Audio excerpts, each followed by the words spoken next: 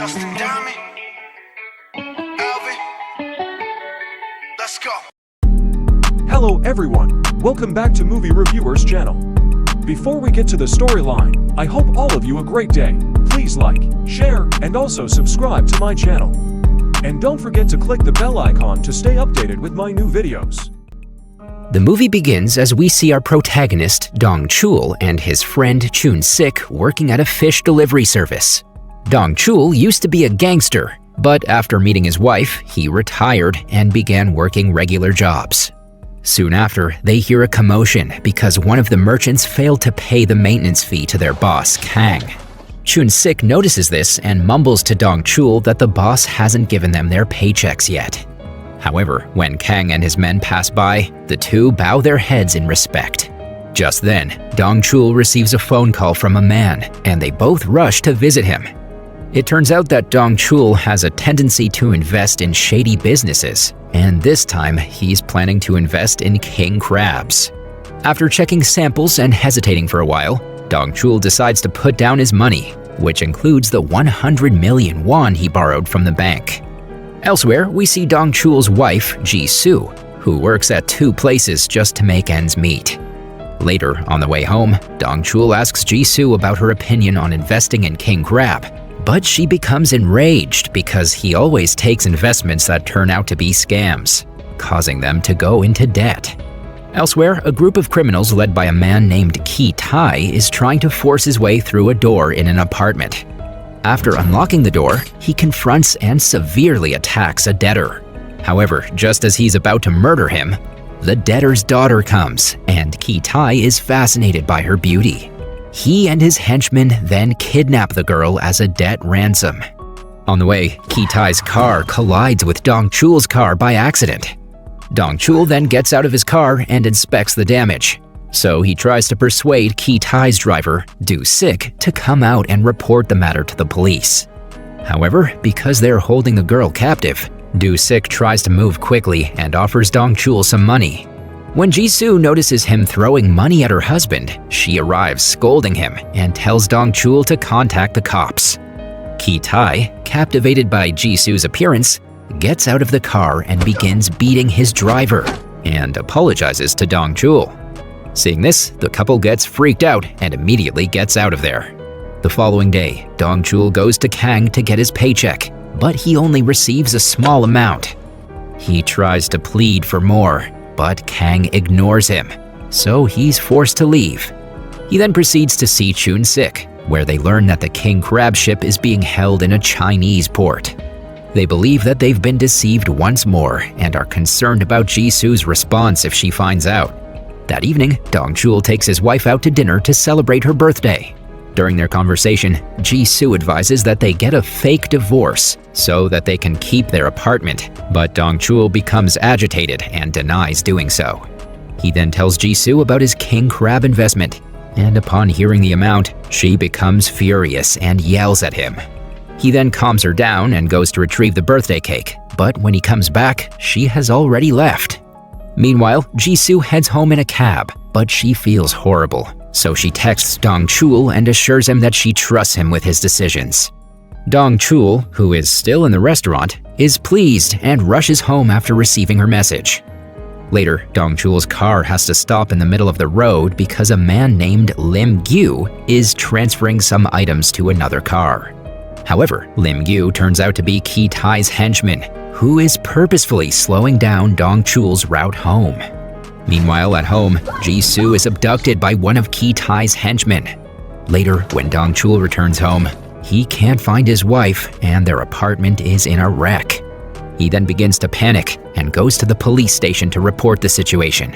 The police then show him the apartment building's CCTV footage. However, before the abduction, someone purposely disabled the CCTV cameras in the area. Afterward, as Dong-chul leaves the police station, he receives a phone call from Ki-tae, who makes him listen to Ji-soo's pleading voice. Ki-tae then says he's put a business card on the fridge and invites Dong-chul to meet him at a restaurant. When Dong-chul arrives at the restaurant, Ki-tae calls him again and requests that he open the bag in front of him. The bag turns out to be full of money, and Ki-tae tells them that this is Ji-soo's price, and that she will not be returning home now. Frustrated, Dong-chul presents the money to the cops as evidence. After the police investigate, they conclude that what happened to Ji-soo is an instance of human trafficking and try to dismiss it. Dong-chul understands that the police aren't taking the kidnapping seriously. He then discovers that numerous other women in the city have been taken in the same manner as his wife, and none have been found alive. Therefore, he decides to take matters into his own hands and contacts his friend Chun-sik to arrange a meeting with a private detective named Bear. Chun-sik informs him that Bear demands a significant sum of money, which they cannot afford. Since they've also given Ki-tae's money to the police, Dong-chul goes to see Kang again and demands his wages. However, as usual, Kang refuses to pay his entire amount and scolds him. His men begin to chase Dong-chul, but he fights each of them. Kang is terrified when he sees Dong-chul's strength and pays all his dues. Afterward, Dong-chul and Chun-sik go to meet the private detective Bear and ask for his help. He then hands over all his money to Bear, who claims it's insufficient.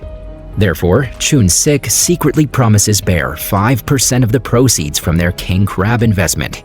The following day, Bear discovers the license plate number of the person who placed Dong-chul's money bag after reviewing the CCTV tape.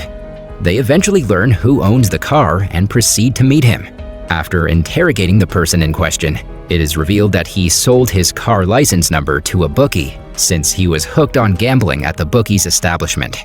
So, the three proceed to the shady location where the man sold his license plate. They are escorted to an official who asks if they want a number plate for vehicles or drugs. When she finds out that they want to check her client's information, she assumes they are cops and orders her guys to attack them. However, Dong-chul defeats them one by one, forcing the woman to ultimately give him the information he requires. In the evening, Dong-chul goes to a nightclub based on the business card provided by the bookie. However, the business card is outdated, and the proprietor of the nightclub has changed. While parking, he notices a van exiting with a male and several women. The man turns out to be Lim-gyu, who delayed Dong-chul's way back to his flat. Dong-chul approaches Lim-gyu as he returns to his car and urges him to get out. However, Lim-gyu eventually manages to escape from the place. Later, Dong-chul receives word that the police have discovered a body. Saddened, he rushes to the station to confirm the corpse. He is terrified, but fortunately, the dead woman is not Ji-soo. The following day, Bear investigates the deceased woman and learns that she's been missing for 2 years. However, the strange thing is she was in a comatose state before being kidnapped, and her husband once went to the police station to confess for some reason. In the next scene, the three proceed to meet the guy whose wife's body was discovered. The man discloses that his wife was in a coma 2 years ago, and that he used to care and provide for her. They even appeared on a TV show to solicit funds for the treatment.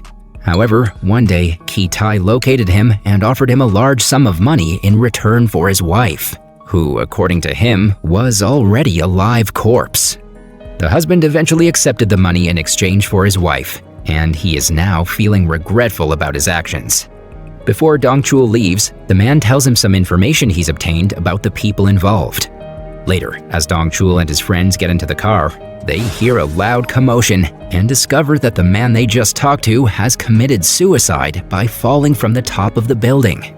Upon looking at the information given to him, Dong-chul recognizes a familiar face and business card of the guy named Do-sik, who crashed his car days ago. He then goes to meet Do-sik, who does not recognize him at all. Dong-chul then takes Do-sik from his office and brings him to Bear's office for questioning. There, he is mercilessly tortured for hours, but refuses to divulge any information. Soon after, Ki-tae video calls them and threatens to kill Ji-soo if Dong-chul does not kill Do-sik. Seeing his wife being tortured, Dong-chul strangles Do-sik's neck till he collapses unconscious. Ki-tae then informs him that if he wants his wife back, he must repay the money. After the phone call ends, we realize that Dong-chul was only acting and pinching Do-sik's artery, forcing him to faint. Dong-chul then slaps Do-sik hard and he instantly awakens. After that, Do-sik reveals that they're loan sharks that abduct borrowers or their loved ones when they're unable to pay their money. They'll sometimes kidnap a woman just because of her appearance. The kidnapped females would be sold for prostitution in foreign countries at hefty prices. Ki-tae is a perv who believes money can buy anything, and it frequently does, but Dong-chul is the first to refuse to give up. However, Do-sik claims he does not know the particular location of the hostage's detention, but only the province. After gathering all of this information, Dong-chul and his friends intend to reclaim the money from the police. When they arrive at the police station, Bear and Chun-sik disguise themselves as prosecutors. They claim to have arrived from the central office in Seoul and wish to take the money bag for further examination. The officer agrees to lend the bag, but he insists on alerting the lead detective. Despite their protests, the constable phones the detective, who informs him that the matter has not been reported to the prosecution. Dong-chul stays outside listening to them, and sensing that their cover has been blown, he blows up the car of one of the police detectives to distract them. Finally, they manage to flee with the money. In the following scene, several kidnapped women are shown being held captive by Ki-tae and his crew. Ki-tae is enraged at Lim-gyu and beats him with a bat for abusing one of the women. Not long after, he receives news from Dong-chul that they've successfully recovered the money, so he invites Dong-chul to meet him at his hiding place for the exchange. After hanging up, Ki-tae orders his men to kill Dong-chul after getting back his money. Later, Ji-soo observes something unusual about the window and discovers it's been recently refurbished. She and another woman rip off the cover and try to force loose the door bar. They are able to create a little opening through which Ji-soo escapes. But as the little girl is about to go, a kidnapper stops her. Ji-soo continues to run, and Ki-tae also sets out to find her. She dashes to the main road and asks for a ride with a man, requesting that he take her to the nearest police station. After a while, the car becomes caught in traffic in front of the police station. However, Ji-soo exits the cab to continue to run. She almost reaches the door when Ki-tae's car stops in front of her and he grabs her. The following day, Dong-chul and his friends eventually make it to the location where the women are being detained. Dong-chul runs into the building, beating everyone who gets in his path as he makes his way to the top. Meanwhile, the other girls are being prepared by the abductors to be relocated elsewhere. Lim-gyu, who is in a room, hears a noise outside and runs out to investigate, only to get beaten by Dong-chul. Meanwhile, Bear and Chun-sik release the kidnapped women, and the police arrive soon after and arrest the kidnappers. Dong-chul searches for his wife, whom he believes has fled through the window. On the way, he runs into Ki-tae's car, which is carrying Ji-soo. Seeing him, Ki-tae requests that the driver proceed faster. Dong-chul follows the car in an attempt to stop it until a collision happens, causing Dong-chul's car to tumble down the hill. Ki-tae then grabs an axe and goes to attack Dong-chul.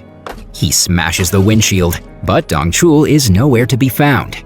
Moments after, Dong-chul drags him down and starts punching him. After a while, Dong-chul kicks him out, and Ki-tae pretends to apologize and even threatens to commit suicide. However, Dong-chul restrains him and continues to beat him.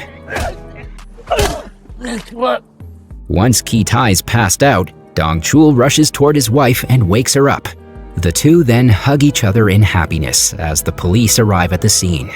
After this incident, Ki-tae and his whole gang are arrested, while Dong-chul's story gets the news headline since he is seen as a hero. Meanwhile, the shipment of the king crab eventually arrives in Korea.